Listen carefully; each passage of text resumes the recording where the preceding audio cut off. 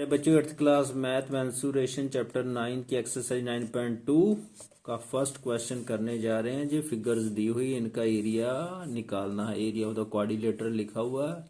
ये क्वाड्रिलेटरल है, ये रोम्बस है, ये पैरेललोग्राम बन रही है, वह चेक कर लेंगे हम। तो इनका एरिया हम कैसे निकालते हैं, जहाँ थोड़ा नंबर ठीक कर लेना। एक ये फिगर में भी थोड़ा फर्क है, डायमेंशन में से भी हम चेक करेंगे। ये 4 नंबर डाल लो, ये इसकी डायमेंशन ठीक करते हैं। लो फर्स्ट पार्ट, ये फिगर दी है क्वाड्रिलेटरल की। जे H1 3 सेंटीमीटर, जे डायगोनल है, डायगोनल के ऊपर परपेंडिकुलर हमें दिए हुए। H1 3 सेंटीमीटर हो गया, H2 5 सेंटीमीटर, जे diagonal AC D 6 centimetre. Area of the quadrilateral का formula 1/2 D into H1 plus H2। चाहे इनका एरिया सेपरेटेड दोनों ट्रायंगलों का निकाल के ऐड कर लो, एक ही बात है। अब डायमेंशन पुट करते हैं। 1/2 into D6 3 plus 5 H1 plus H2 3 plus 5। अब 1/2 इंटू 6 इंटू 8, इसे काट लो, 6 चौका 24 24 सेंटीमीटर स्क्वायर एरिया आ गया। अब ये रोम्बस है, रोम्बस जहाँ 4 साइडें, जहाँ हम फिगर से गैस करेंगे ये रोम्बस है, चारों साइडें इक्वल है, तो इसका फार्मूला हमें पता ही है।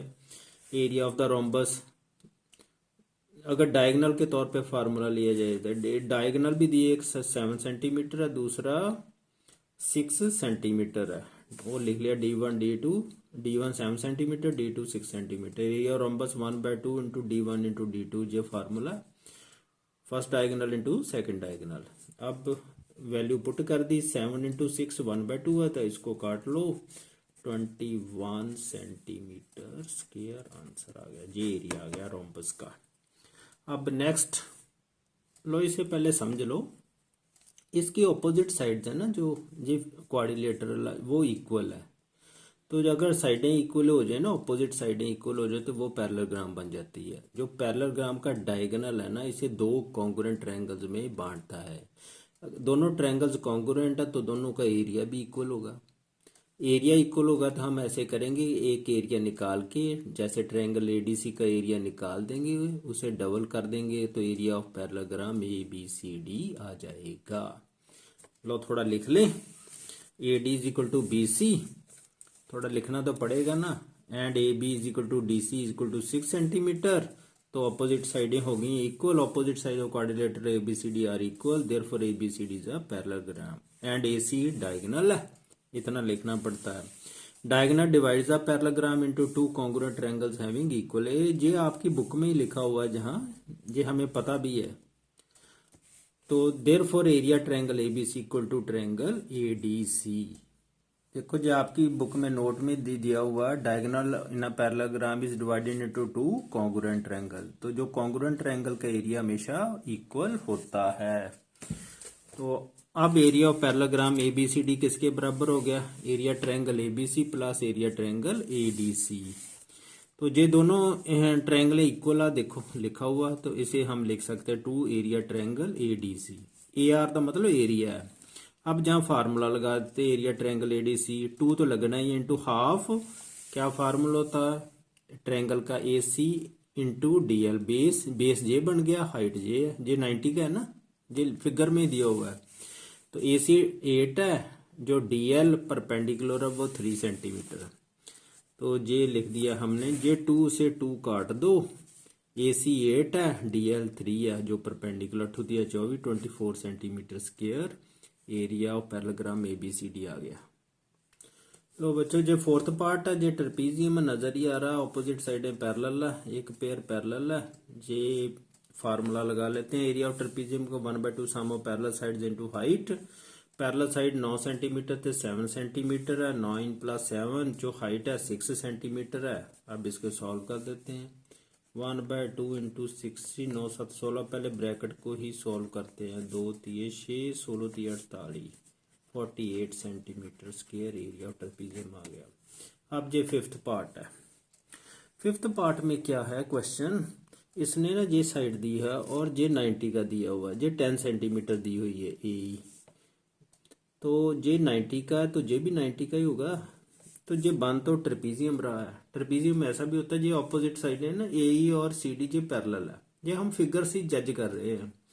अब प्रॉब्लम जहां जे बन गई कि जे तो 5 सेंटीमीटर हो गया, जे बी ई बी तो 5 सेंटीमीटर इतना पार्ट, ठीक है। तो ए बी कितना हो गया 5 सेंटीमीटर ये वाला।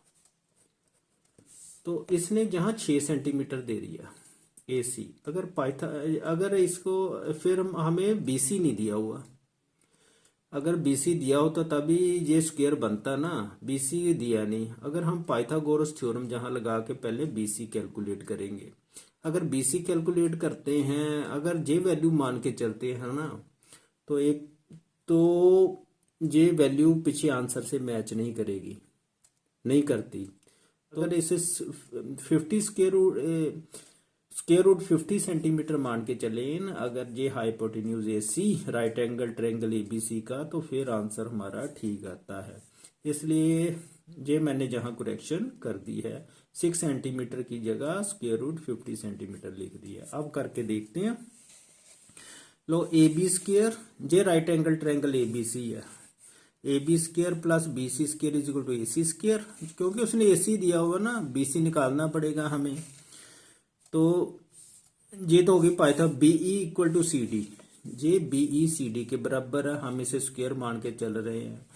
तो ये कितनी 5 centimetre, opposite sides of rectangle B C D are equal and parallel, ये इक्वल हुई है पैरेलल भी है। ए बी, तो ए बी कितनी होगी, ए बी निकालनी है, तो ये ए ई हमें पता 10 सेंटीमीटर दी हुई है, उसमें से ये 5 सेंटीमीटर सब्ट्रैक्ट कर देंगे, ए ई निकालनी है ना, तो हम ए ई में से कितना सब्ट्रैक्ट कर देंगे बी। ए ई हमें 10 सेंटीमीटर दी हुई है, बी देती है 5 सेंटीमीटर, तो कितना बन गया 5 सेंटीमीटर।